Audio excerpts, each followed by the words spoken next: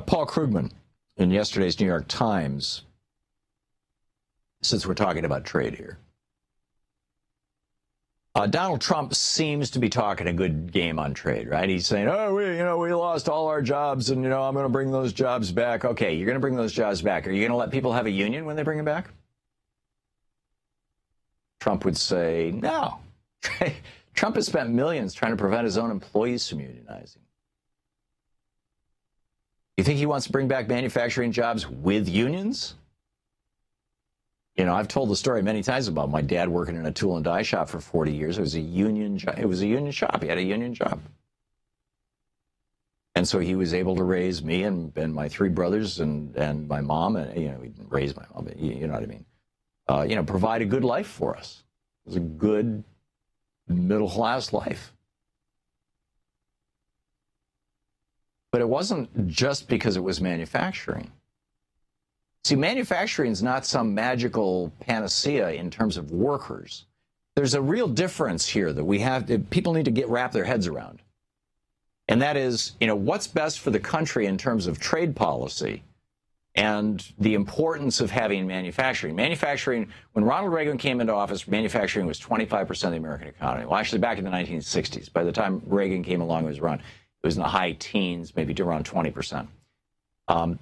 Now it's 10% of our economy, manufacturing. So, and as I was pointing out earlier, manufacturing is what creates wealth. So you want to create wealth, you want to expand manufacturing. But that's only half the equation. Now, that's the part Trump is talking about. Trump is saying, we need to, stop the crazy trade deals and bring the jobs back. Well, Bernie's saying the same thing. And to some extent now, Hillary Clinton is starting to sing this song. But the other half that the Republicans will never say, but that the Democrats will always tell you, is it's not enough to just bring back manufacturing jobs. GM is hiring people at $14 an hour. I mean, it's not enough to just bring back manufacturing jobs. We have to bring back the unions. And we need to change compensation rules for senior executives so that they can't take hundreds of millions of dollars in stock options as compensation. So that they're not just responsive to their stockholders, but they're also responsive to their employees, to their community, to their customers, to the institution of the company, and to their stockholders. So, Trump could bring back manufacturing all day long. Yeah, I mean, this is the same problem we have with the service economy.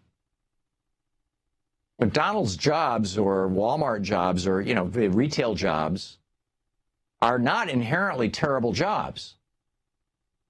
I mean, there are people who are waiters in fancy restaurants who make, over $100 an hour, on tips because they happen to be at one of these insanely expensive, super fancy restaurants. It's not inherently a terrible job. It's just that because we don't have unions, because we have lousy labor protections, most service jobs pay squat. And if you bring back manufacturing without changing the laws around labor, you're just going to bring back manufacturing jobs that pay squat. So it's more than just changing your trade policies. You've got to change your trade policies, and then we've got to undo. I mean, Ronald Reagan was the first president in the history of the United States to install in his cabinet a Secretary of Labor who was actively hostile to labor, who hated unions. And that's something that needs to be fixed. That's something that very much needs to be fixed. To watch more clips from our programs, hit the Watch More Videos button over here. And please be sure to hit the handy-dandy subscribe button so you'll always be up to date. Tag, you're it.